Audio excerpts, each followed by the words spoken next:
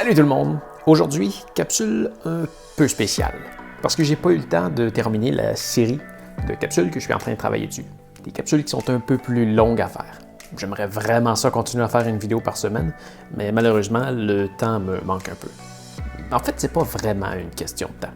Il faut savoir qu'en plus de YouTube, j'ai aussi un emploi à temps plein, mais je consacre quand même 30 heures par semaine à faire mes vidéos et les mettre en ligne.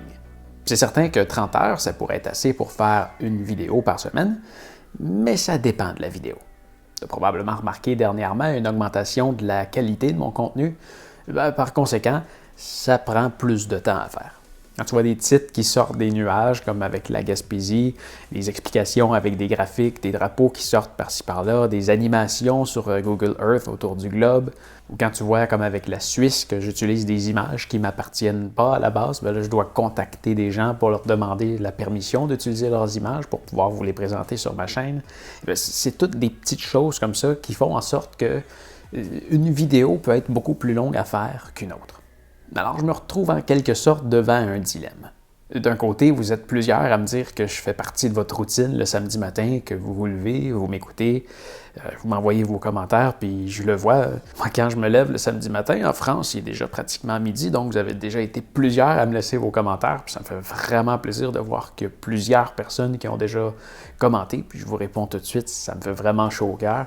Mais d'un autre côté, je suis quelqu'un de plutôt perfectionniste, alors je ne voudrais jamais lésiner sur la qualité de mes produits pour être capable de sortir une vidéo par semaine. Bref, je suis quelqu'un qui préfère la qualité à la quantité.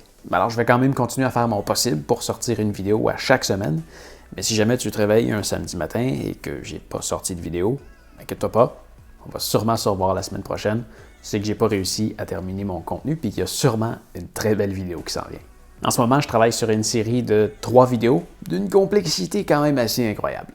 Je veux dire par là que pour les faire, j'ai dû faire énormément de recherches et de validation de sources, écrire mon texte, faire le montage, puis le montage sur cette série-là, c'est toute de l'animation. Donc ça prend beaucoup de temps. Il va falloir que je me tourne devant la caméra, donc tout le montage, la mise en ligne, les sous-titres, la traduction en anglais. Parce qu'il y a à peu près 20% des gens qui m'écoutent grâce aux sous-titres que je fais en anglais, donc c'est pas à négliger. Puis je suis vraiment content qu'il y ait des gens qui me suivent dans une autre langue. Ça peut être des gens qui parlent anglais, ça peut être aussi des gens qui sont dans une région du monde où l'anglais est une langue seconde, donc ils sont capables de me suivre parce qu'ils comprennent l'anglais. Donc je suis vraiment content d'avoir une audience qui ne parle pas uniquement français. Merci beaucoup à vous, je trouve ça vraiment génial qu'il y ait des gens qui me suivent qui ne parlent pas français. Mais le montage de toutes ces capsules-là, ça prend beaucoup de temps. Mais je suis pas en train de me plaindre, j'adore faire ça.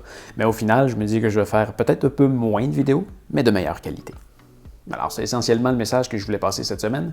Mais tant qu'à être là, je vais répondre à quelques commentaires. C'est peut-être quelque chose que je vais mettre à faire plus régulièrement. En même temps, ça peut permettre de boucher un trou une semaine. Puis en même temps, je pense que c'est le fun aussi de vous répondre comme ça, en vidéo, plutôt que de simplement vous écrire. Alors, le premier commentaire nous vient de Slamacao MD. Une vidéo vraiment complète et intéressante, ça m'aide beaucoup. Ta voix est très agréable à écouter.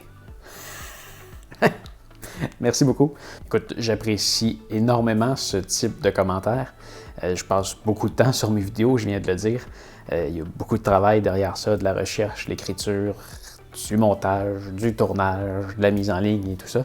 Alors, je fais tout ça gratuitement. C'est certain que je reçois un petit revenu de YouTube, mais pour le travail que je fais versus ce que je reçois, on peut pratiquement dire que c'est du bénévolat. Donc c'est certain que je fais ça parce que j'aime ça, mais ça me fait vraiment plaisir de savoir que j'ai pu aider quelqu'un. Alors merci pour ton commentaire. Deuxième commentaire, nous venant de Thierry. Bravo pour ton documentaire, je pense que quelque part, tu es un grand malade pour te faire aussi mal. C'était un commentaire par rapport au Japon en vélo, ma première série de documentaires.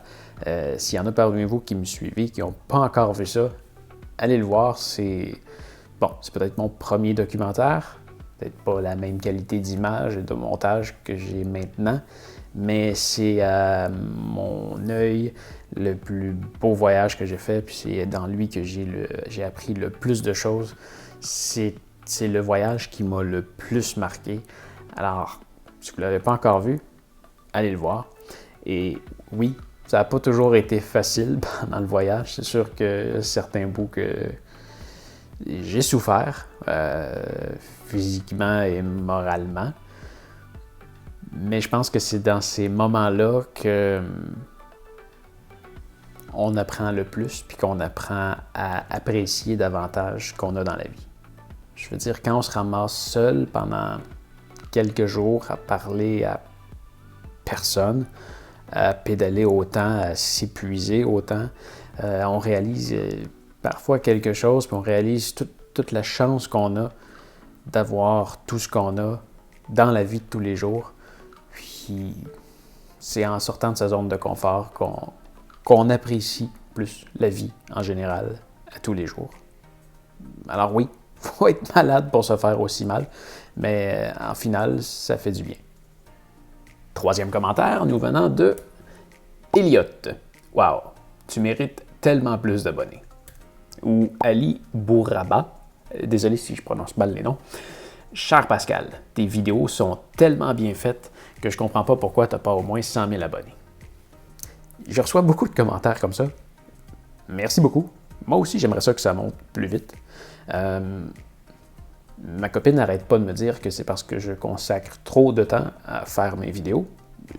Bon, si je le fais, c'est parce que j'aime ça. Je devrais peut-être passer plus de temps à faire la promotion de mes vidéos, des médias sociaux. Mais je m'entête à faire des vidéos et des vidéos et des vidéos et des vidéos. Donc peut-être que je devrais passer plus de temps à faire la promotion de mon matériel. Mais j'aime mieux travailler à faire mes vidéos, donc c'est peut-être pour ça que j'ai moins d'abonnés que je devrais en avoir. Par contre, si tu veux m'aider à obtenir plus d'abonnés, ben tu peux partager mes vidéos à ta famille, tes amis, ton entourage. Partage ce que je fais dans les médias sociaux, parle de moi. C'est certain que ça va m'aider, ça va me donner un grand coup de main. Mais si tu le fais, je t'en remercie vraiment beaucoup. Prochain commentaire, nous venant de Digital Genesis. Penses-tu qu'on peut faire l'ascension du Mont Blanc à 18 ans? Dans la vie, je pense pas qu'il faut se limiter à faire des choses par rapport à son âge. Par exemple, il y a un certain Jordan Romero qui a gravi l'Everest à 13 ans. C'est peut-être extrême, mais si tu veux, tu peux. Il y en a qui vont se dire la même chose parce qu'ils se trouvent trop vieux. Mais encore là, si tu veux, tu peux. Limite-toi pas par ton âge. Ça veut rien dire. Commentaire suivant de la part de Le Coyote. Salut Le Coyote. Je veux te remercier parce que tu me commentes à chaque semaine puis tu m'écris toujours un roman. J'apprécie ça, c'est toujours intéressant de lire ce que tu as à dire. Je t'apprécie beaucoup. Et en ce moment, Le Coyote il est en train de faire un voyage incroyable. Il vient de partir, il s'en va jusqu'en Inde. Il va traverser l'Italie, la Grèce, la Turquie, l'Iran, le Pakistan. Il va arriver à l'Inde, puis il va revenir par l'Égypte, la Libye, l'Algérie, le Maroc, l'Espagne et retour à la maison en France. Wow! Tout ça en vélo. Donc il part de la France, puis il s'en va faire un tour jusqu'en Asie, puis il revient par l'Afrique jusqu'à la maison en France. Vraiment un très beau voyage. Je te souhaite le plus beau des voyages. En ce moment, la dernière fois qu'il m'a écrit, il était en Italie. Peut-être rendu plus loin, mais wow, bravo, continue, puis je vais avoir de tes nouvelles. Commentaire suivant de Ineffabit. Désolé si je le prononce mal. J'ai eu énormément de commentaires du genre sur le fameux port du casque dans les Pays-Bas. Si tu n'as pas encore vu mon documentaire sur les Pays-Bas, c'est une vidéo que je suis très fier. Tu peux y aller la voir ici ou là, je ne suis jamais sûr de c'est quel coin. Mais j'ai parlé en bien des Pays-Bas tout le long. Puis j'ai fini sur une note qui disait aux gens de porter un casque. Parce que ça m'a vraiment marqué. Ici, c'est pratiquement une loi qu'on est obligé de porter un casque. Les polices peuvent nous donner un ticket si on ne porte pas de casque. Ça dépend peut-être des villes. Je ne sais pas si c'est une loi municipale, provinciale ou fédérale. J'en ai aucune idée. Mais oui, une police pourrait éventuellement nous donner un ticket si on n'a pas de casque. Puis dans ma tête, c'est quelque chose de... Bon, ok, c'est triste que ce soit une loi. Mais j'ai été éduqué, puis j'ai grandi avec l'idée que c'est bien de porter un casque. Puis je le pense. Ma mère est tombée à vélo sur la piste cyclable, donc même pas sur la route, parce qu'il y a un piéton qui a coupé la voie. Puis, elle serait peut-être plus parmi nous aujourd'hui si elle n'avait pas eu de casque parce qu'il a fendu. Donc, j'imagine que si elle n'avait pas eu de casque, c'est sa tête qui aurait fendu. Alors, je pense que c'est pas une question d'être bon à vélo ou d'avoir des circuits consacrés au vélo. Personnellement, je pense que c'est une bonne chose de mettre un casque à vélo. Par contre, les Néerlandais ont pratiquement réussi à me convaincre du contraire. Je vais quand même toujours porter un casque parce que je me sens mal si je fais du vélo puis j'en porte pas. Je sens qu'il me manque quelque chose. Mais ça fait partie de leur culture, puis j'ai vraiment touché quelque chose de sensible en leur disant de porter un casque. Ils sont convaincus, puis je les comprends, avec la quantité de commentaires que j'ai reçus, j'en ai reçu vraiment une tonne.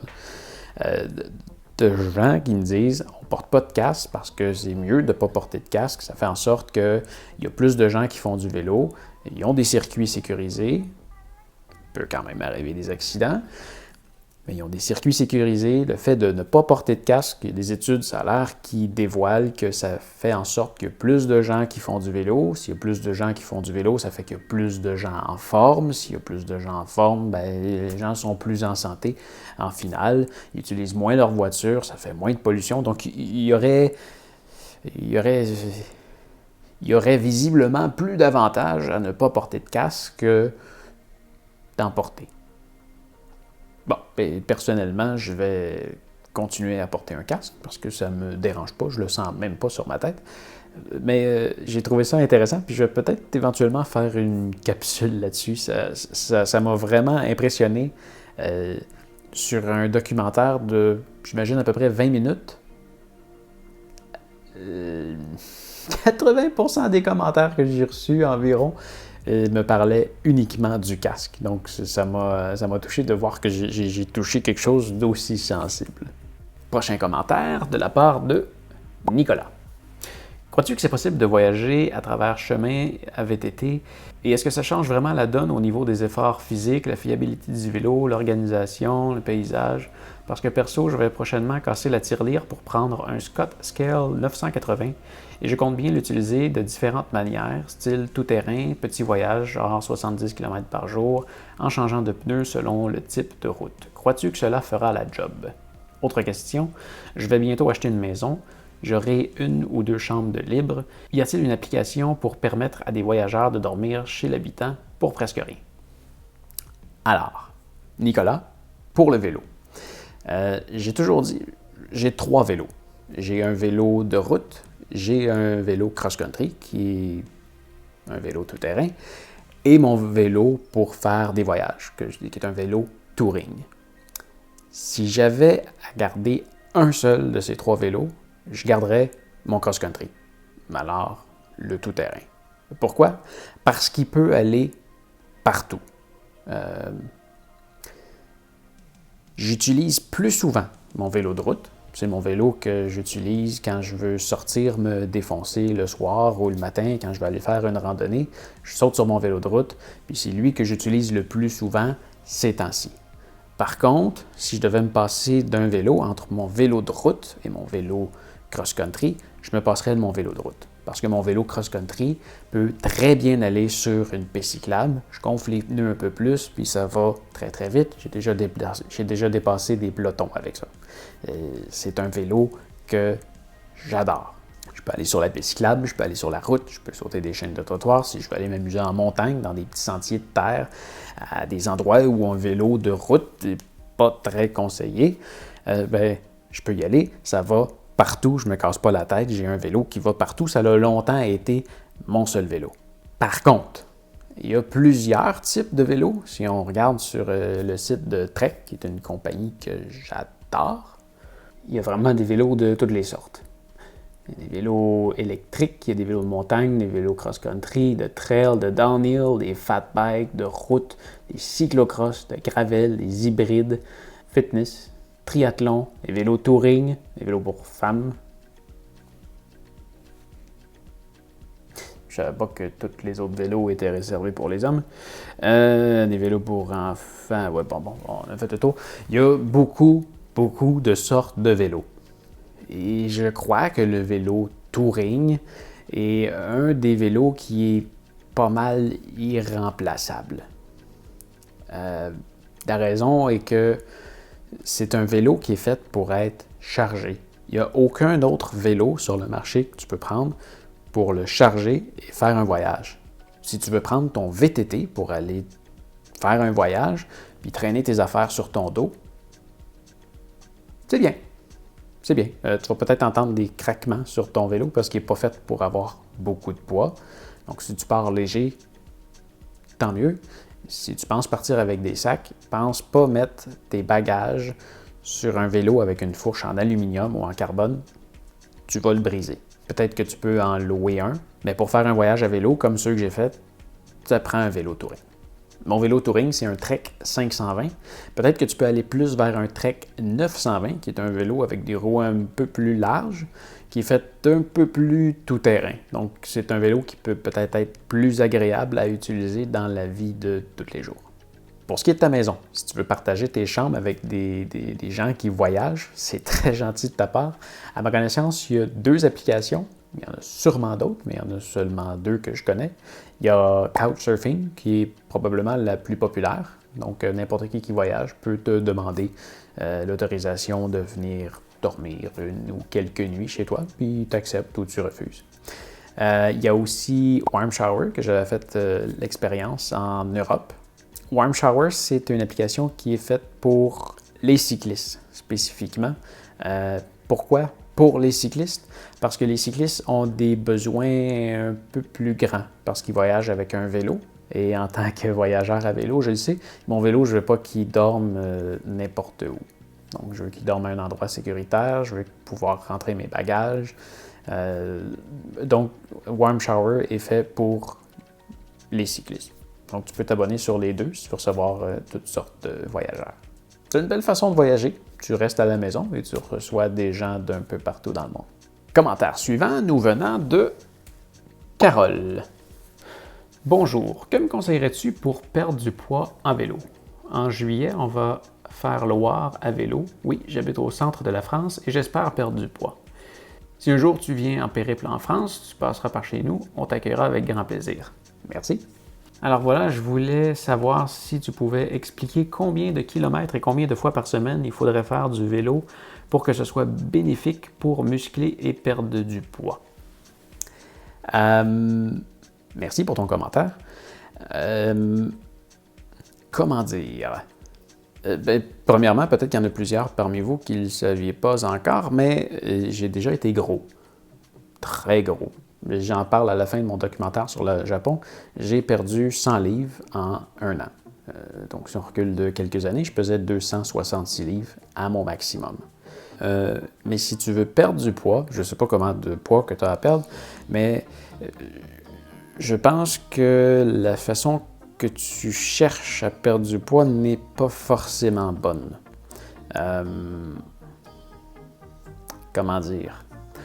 J'en ai jamais vraiment parlé, mais peut-être que ça vaudrait la peine de faire une capsule sur le sujet. Ce qui m'accroche, c'est que tu me demandes comment de vélo tu dois faire pour perdre du poids. Ce à quoi je pense, c'est que tu ne dois pas faire du vélo pour perdre du poids. Tu dois faire du vélo parce que tu aimes ça et, ce faisant, tu vas perdre du poids. Puis tu ne vas pas forcément perdre du poids parce que tu fais du vélo.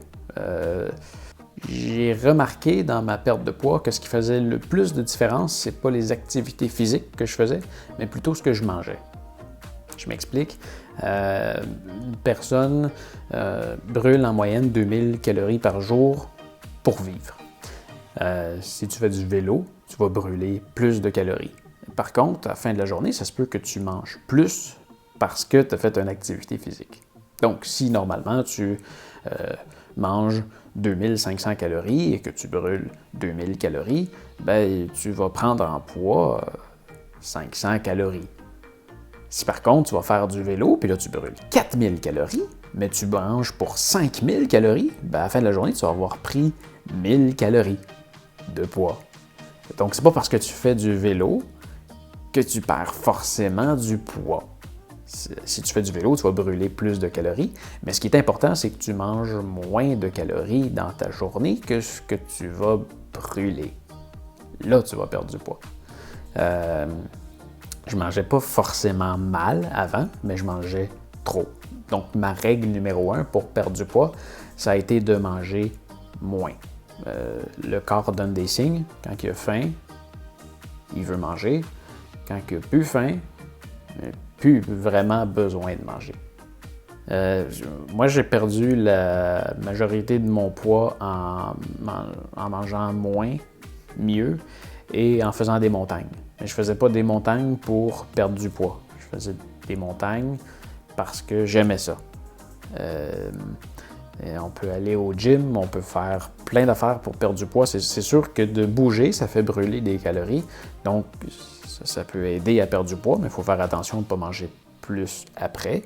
Et je pense que le plus important pour perdre du poids, c'est de trouver un mode de vie qui nous plaît pour pouvoir le faire.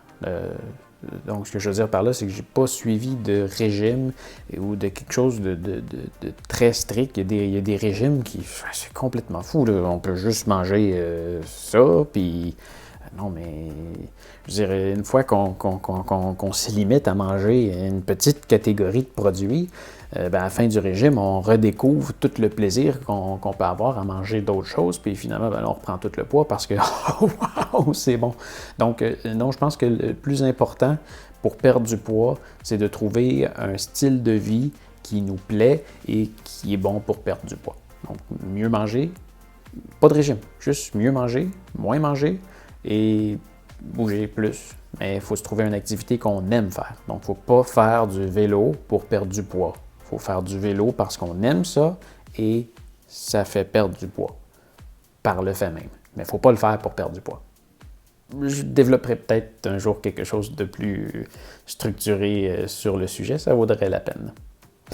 Question suivante, de la part de Mathieu Guilbon. Faut te dégonfler les chevilles, tu vas pas pouvoir grimper autrement qu'en flip-flap bientôt. Les commentaires désobligeants sur le Mont Blanc sont revenus.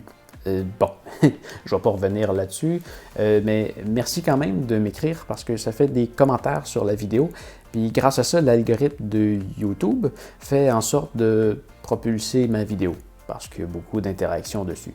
Alors, c'est sûrement pas ce que vous voulez faire, mais merci beaucoup. Avec vos commentaires désobligeants, vous m'aidez. Ah oui, puis il a recommencé à avoir des romans, là. Les gens sont vraiment fâchés. Puis des commentaires comme ça, ça fait vraiment beaucoup de texte pour un commentaire. Donc, ça m'aide vraiment beaucoup, vos commentaires désobligeants. Question suivante de la part de Marc-Antoine Gagnon. J'aimerais savoir si vos trajets Strava de l'Europe du Nord, de Amsterdam à Bergen, sont disponibles. Oui, absolument. Très bonne question. Si on va sur ma page d'accueil sur YouTube, il y a une icône de Strava à droite, comme on le voit en ce moment. On n'a qu'à appuyer dessus et on arrive sur ma page Strava. À partir de là, on peut voir tous les trajets que je fais à vélo, à pied ou n'importe quoi.